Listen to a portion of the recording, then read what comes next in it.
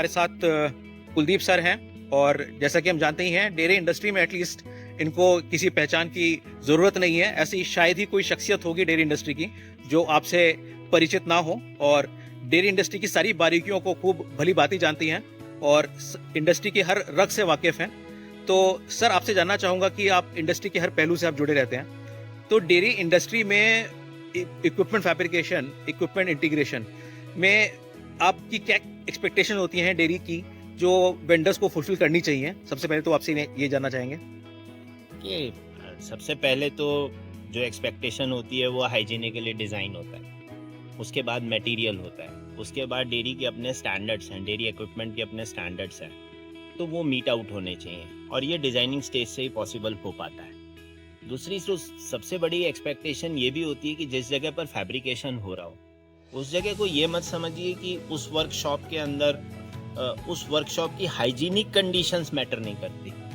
आपकी उस जगह की हाइजीनिक कंडीशन भी उतनी मैटर करती हैं जितनी कि उस जगह पर जहाँ पे इस इक्विपमेंट ने लगना है। जैसे आज मैं यहाँ देखता हूँ तो आज एक बहुत अच्छा स्पेस आप लोगों ने क्रिएट किया हुआ है, जहाँ पे आप एक बहुत ही अच्छे क्लीन एनवायरनमेंट के अंदर अपनी सारी फैब्रिकेशन को कर रहे हैं। एक एक स्टेप मैटर करता है, आपकी फैब्रिकेशन के जो स्टेजेस हैं। साथ के साथ फिर दूसरे लेवल पे जो चीज़ें आती हैं वो ये आती हैं जो आप मटेरियल यूज़ कर रहे हैं, उस मटेरियल की आपकी टेस्टिंग प्रॉपर होनी चाहिए। जैसा अभी हम डिस्कस कर रहे थे कि बेशक से आप दुनिया के सबसे अच्छे सप्लायर से मटेरियल लीजिए, वो कोई बात नहीं, लेकिन आपके यहाँ पे भी उसका एक प्रोटोकॉल होना चाहिए।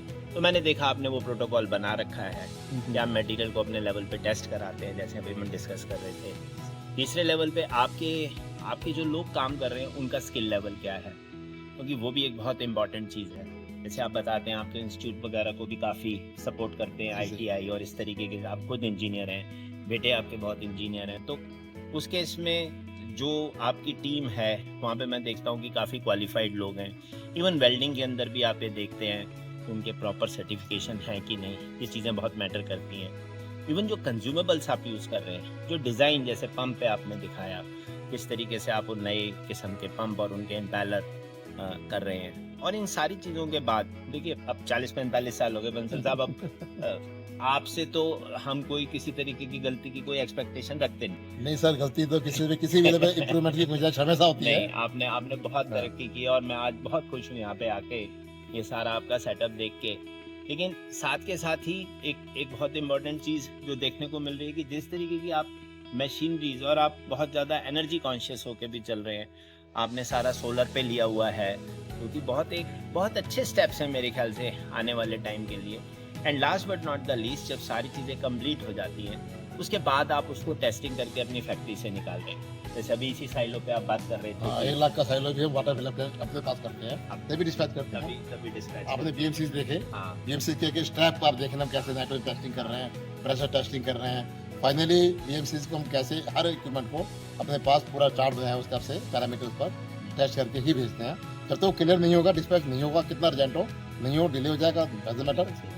बिल्कुल सही बात है। तो जैसे हम अपनी फैक्ट्री में भी, जैसे डेयरी प्लांट में भी हमारा एक रिलीज होता है, हम उस वर्ड को रिलीज कहते हैं, वो प्रोडक्ट तब तक रिलीज नहीं होगा जब तक QC उसको अप्रूव नहीं कर देगी। उसी तरीके से आपका भी वो रिलीज वाला सिस्टम स्ट्रिक्टली फॉलो करते हैं। मेरे ख्याल से बहुत अच्छी हैं सारी चीज़ें, और मैं I wish you all the best, और मैं चाहूँगा कि आप इसे पापा से और आगे लेके जाएं। मेरी एक्सपेक्टेशन तो ये रहेगी, पापा तो हमारी एज ग्रुप के हो गए, लेकिन आपसे तो हमारी एक्सपेक्टेशन ही होगी हम और ज्यादा स्ट्रिक्ट टीचर की तरह बार बार यहाँ पर आएंगे। बिल्कुल सर, ये मेरा सौभाग्य होगा कि मुझे स्ट्रिक्ट टीचर मिले, क्योंकि मेरी सबसे अच्छी जो मेमोरीज हैं, जो मैं यहाँ तक पहुँचा हूँ, उनमें सबसे ज्यादा योगदान उन्हीं का रहा था।